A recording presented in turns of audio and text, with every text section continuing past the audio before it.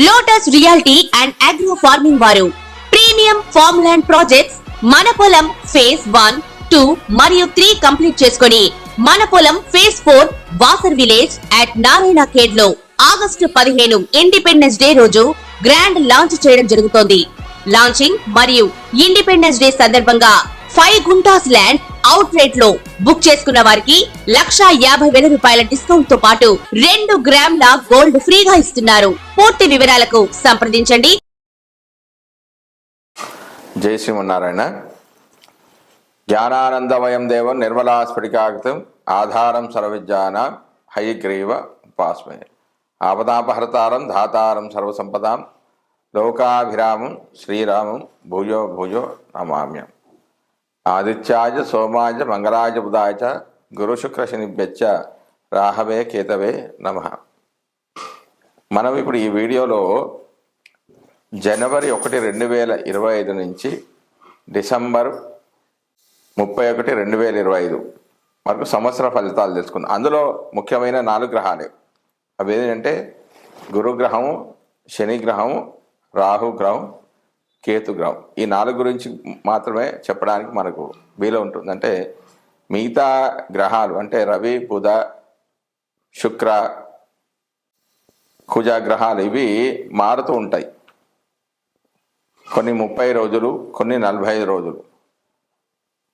ముఖ్యంగా శని ఒక రాశిలో 2.5 సంవత్సరాలు ఉంటాడు. గురువు సంవత్సరం, రాహు కేతువులు సంవత్సరంన్నర ఎప్పుడు కూడా అవి వక్రగతిలో సంచరిస్తూ ఉంటాయి.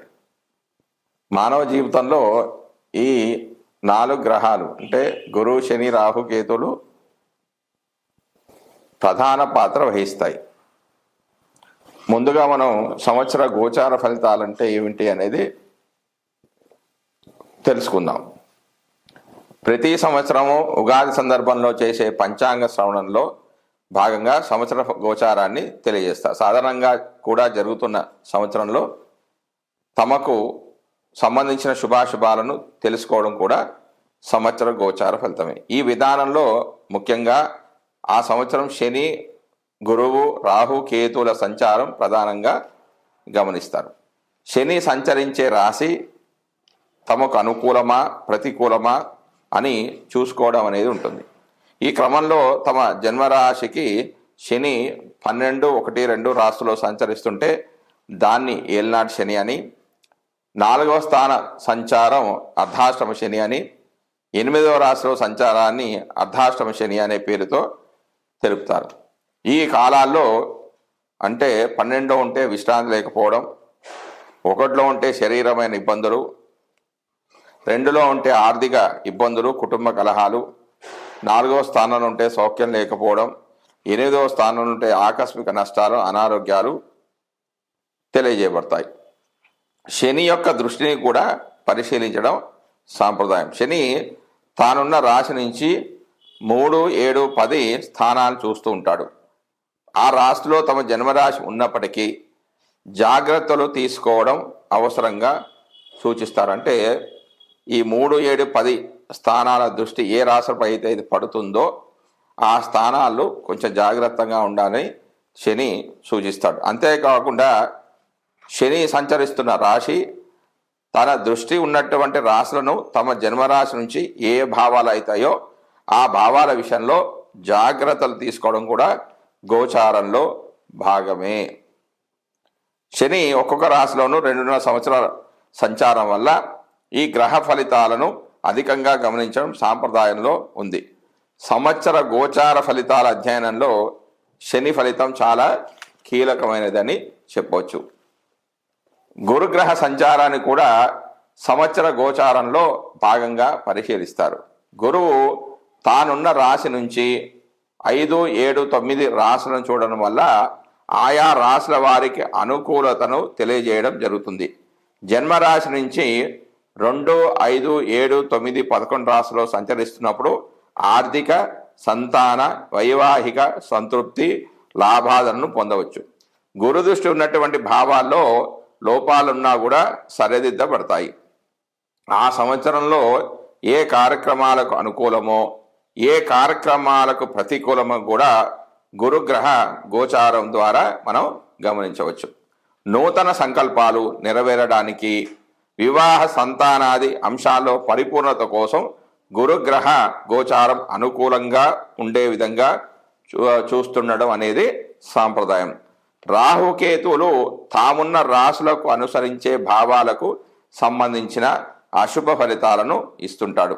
ముఖ్యంగా 3, 6, 11 స్థానాల్లో తప్ప మిగిలిన స్థానాల్లో ఆయా భావాలకు లోపాలను తెలియజేయడం గోచార సాంప్రదాయం. ఏదైనా శుభగ్రహంతో కలిసి ఉన్నప్పటికీ ఆ గ్రహం యొక్క శుభత్వాన్ని తగ్గించే విధంగా రాహుకేతువు గ్రహాలు ఉంటాయి. అందువల్ల ప్రతి రాశి వారికి రాహుకేతువు ఉన్నటువంటి భావాలను జాగ్రత్తగా చూసుకోవాల్సి ఉంటుంది.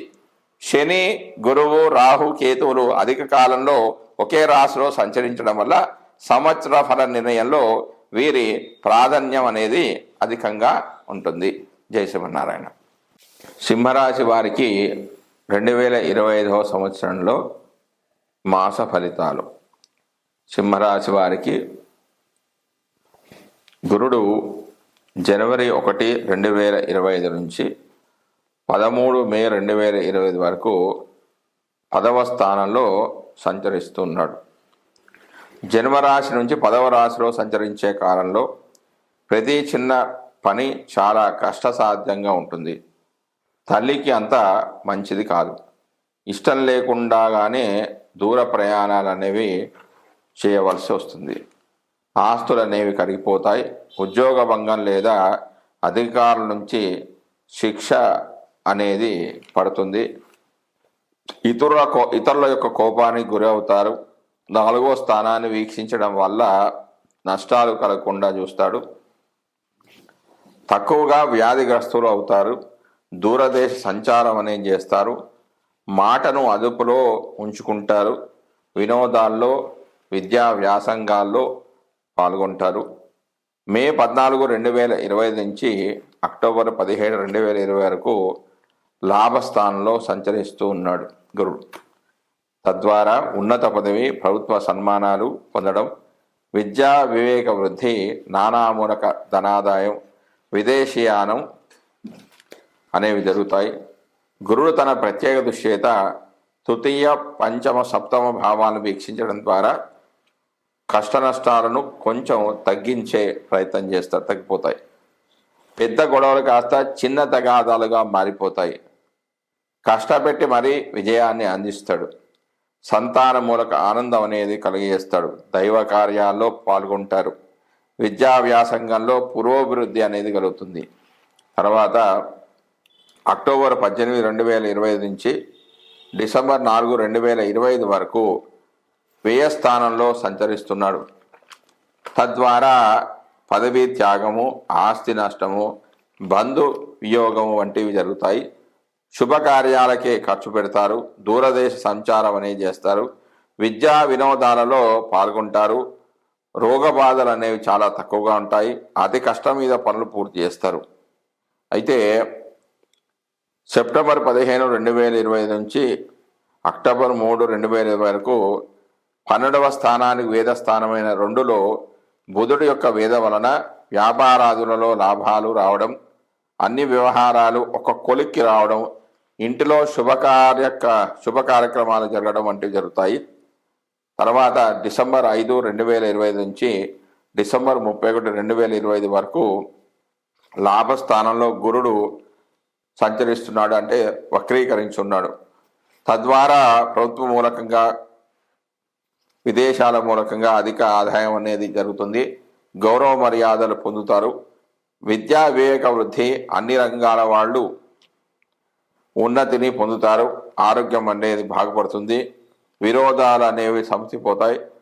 ఖర్చుల నియంత్రణ అనేది జరుగుతుంది. సంతాన మూలక ఆనందం అనేది కూడా ఉంటుంది. ఇంటిలో శుభకార్యాలు చేస్తారు. ఉన్నత పదవులు పొందుతారు. విద్యా వ్యాసంగంలో పురోభివృద్ధి అనేది జరుగుతుంది. ఊహించని ధనాదాయం అనేది ఉంటుంది. తర్వాత శని యొక్క ఫలితాలు. జనవరి 1, 2025 నుంచి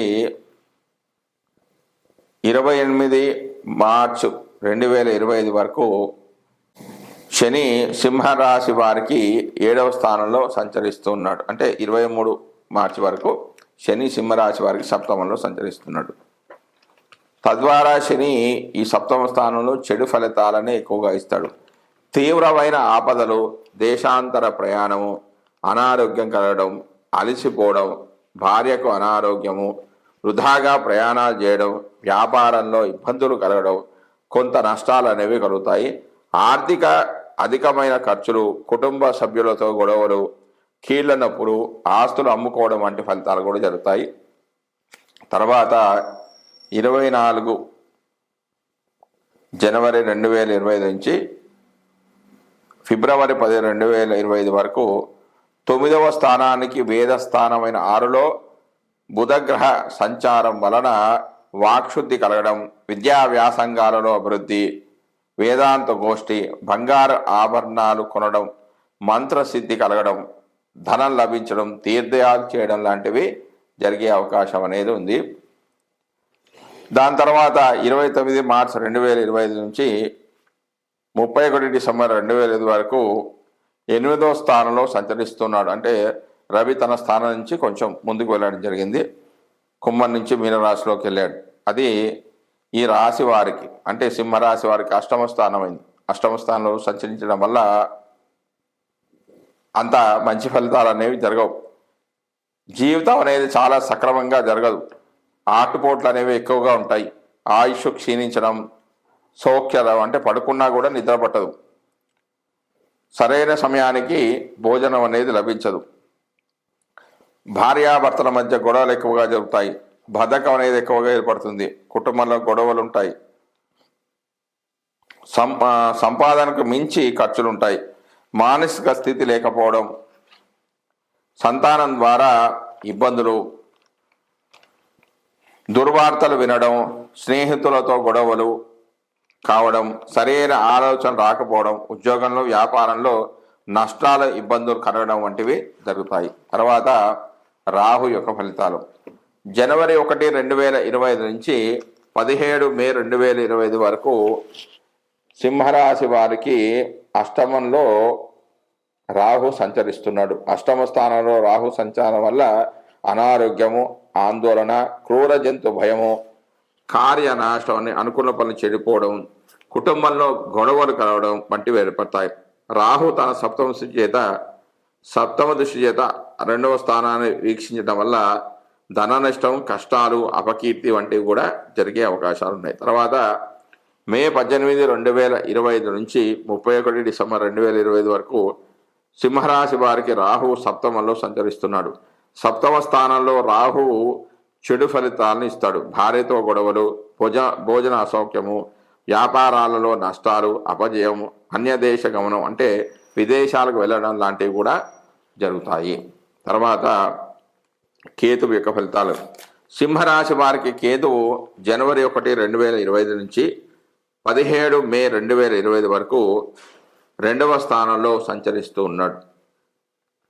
మాట కటువుగా మాట్లాడడం, ధన నష్టము, చేసే ప్రయత్నాల్లో విజయం సాధించకపోవడం, మానసికమైన స్థిరత్వము లేకపోవడం, వివాహ జీవితంలో అనుకూలతలు అనేవి లేకపోవడం, ప్రయాణాల్లో భంగం ఏర్పడడం, బుద్ధి మాధ్యం వంటివి ఏర్పడతాయి. 18 మే 2025 నుంచి 31 డిసెంబర్ 2025 వరకు చెడు ఫలితాలే ఉంటాయి. శరీరం కృషించడం, బహు దుఃఖాలు ఏర్పడడం, బలం తగ్గడం, ఎంత కష్టించినా ఫలితాలు లేకపోవడం, అశాంతి, జూదమాడడం, తలిచిన పనులు పూర్తి కాకపోవడం, కలత్రానికి ఇబ్బంది కావడం, అంటే కలత్రంతో కూడా అంటే భార్యాభర్తల మధ్య గొడవలు రావడం, మలిన వస్త్రధారణ, రహస్యాంగాలలో వ్యాధులు రావడం వంటివి జరిగే అవకాశం ఉంది. జై శ్రీమన్నారాయణ.